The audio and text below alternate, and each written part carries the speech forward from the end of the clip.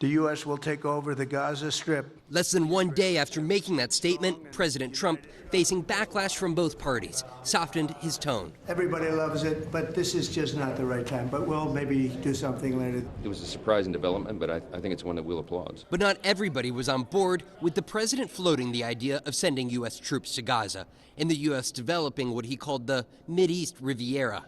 I'm not supportive of having the American people pay to rebuild Gaza.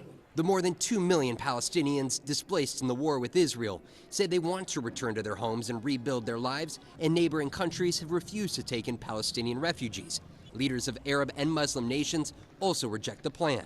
Democrats say don't be distracted by the rapid-fire statements coming from the president. Well, the impact is to try to distract Americans from the real story.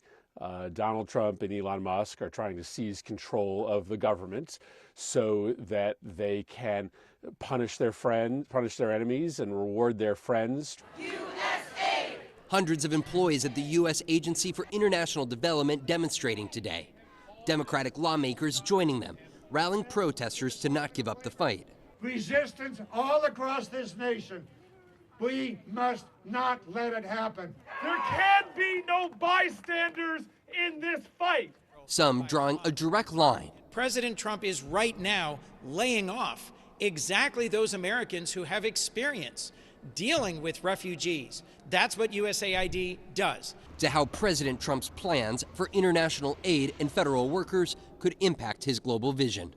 Overnight, the Trump administration ordering all USAID personnel overseas to return to Washington, D.C. That's thousands of employees across more than 80 global missions. Critics say that leaving these projects unfunded and unsupervised poses national security risks to the United States, and that countries like China and Russia will fill the country's void.